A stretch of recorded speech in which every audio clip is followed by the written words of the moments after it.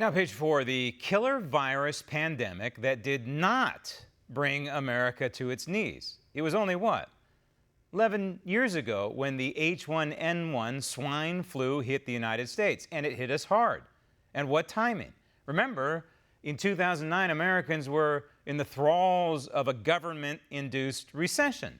Thanks to various presidential administrations, both Republican and Democrat, federal regulators had been forcing banks to lend money to people who were not qualified to borrow money to buy homes. And, well, we all know what happened next. Calamity. Well, almost simultaneously to that, Americans were watching, as they were watching their home's equity evaporate and their stock portfolios plummet, this little bug started creeping across the landscape, the swine flu, H1N1. Like the Wuhan coronavirus, H1N1 did not originate in the United States. It too was imported. The conventional wisdom is that it came from Mexico. However, there's also evidence that H1N1 may have been born in China. In any case, the origin of the swine flu was not domestic. It was brought to us, just like the Wuhan coronavirus. And yes, the original carrier, entity 0, was a pig. The outbreak crept slowly and then into the United States around March, they think, 2009. Here it spread quickly. And by May 2009, H1N1 had spread to all 50 states. What kind of numbers are we talking about? Oh, quite a lot of people infected.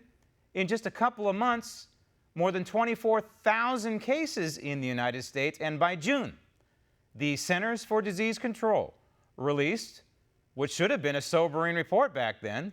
More than 1 million Americans, 1 million, had been infected with swine flu, most of whom were running around the country untested for H1N1. In other words, a lot of these victims did not know they had swine flu because there weren't enough test kits. Many people thought it was just the flu. Yet these people were carriers of H1N1, spreading the virus around the country by eating at restaurants and drinking at bars and riding on airplanes. Yes, some people were dying. First it was a few dozen, then a few hundred, then a few thousand. In the end, after many months of the swine flu running its course, more than 60 million Americans had contracted the H1N1. 60 million.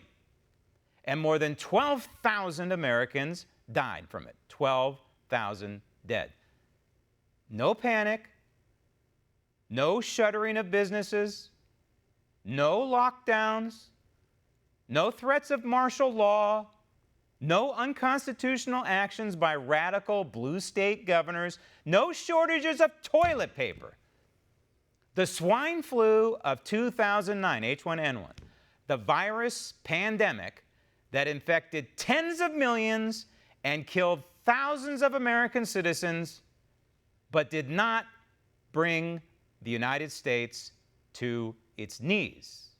Together, we will make America great again.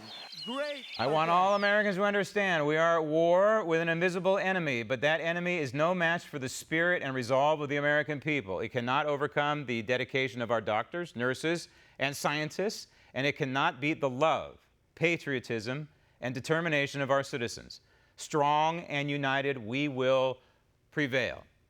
Amen to that, Mr. President. But how did all this begin? How did it all begin? I'm not talking about the origination of the virus in Wuhan, China. We know where it originated, how, hopefully over time, we'll figure that out. The scientists will figure that out. Hopefully we'll get some decent information out of the Communist Chinese government. But how did all this begin in the United States? We had a president of the United States who reacted quickly and instinctively to what was going on in China when he restricted travel for Americans first to China, and then he banned anybody coming over here from China. He reacted the way he should. The meantime, we had Nancy Pelosi and Chuck Schumer and all these other radicals on the Democrat side of the aisle starting to whip up panic and uncertainty and foment this crazy response to the Wuhan coronavirus. And then, of course, the mainstream media picked up on this. Coincidentally, these are the same people who tried to impeach the 45th President of the United States. I have never in my life seen this kind of response, this kind of overwhelming response, and it's not uniform. It's not uniform. What's happening in California is not happening in other red states. They're taking precautions, sure, they're washing their hands, they're buying some hand sanitizer, they're being careful, but they're not locking down an entire state filled with millions of people. Next tweet from President Trump reads, "For the people that are now out of work because of the important necessary containment policies, for instance, the shutting down of hotels, bars, and restaurants, money will soon be coming to you. The onslaught of the Chinese virus is not your fault. We'll be stronger than ever." I firmly believe we're going to come out of this in 6 months or so, smelling like a rose, economically speaking, and hopefully it's going to happen in time for the November election. We can hope and pray. In the end, what's going to bring us out of this government-induced apparent recession that's coming, certainly a big economic downturn, is not because of the virus. It's because of the response to the virus by government. And the only thing that's going to bring us out of this economic malaise that's been imposed by government is you and me and the American people. We are going to fix once again what government has broken. Next tweet from the President of the United States reads, "I only signed the Defense Production Act to combat the Chinese virus. Should we need to invoke it in a worst-case scenario in the future, hopefully there will be no need, but we are all in this together." This is a no-brainer to activate it, and that is to allow some industries in this country to produce certain things that we need, like surgical masks. No big deal. It's probably not going to need to be used. Next tweet from President Trump reads, very simply, "We are going to win sooner rather than later." So Americans need to get tough right now. Our grandparents, our great-grandparents, our great-great-grandparents, no matter what their backgrounds, no matter what their situations, they had all been through worse, much worse than this. And it's just a shame that too many local state governments are throwing gasoline on the coronavirus fire, and for no rational reason.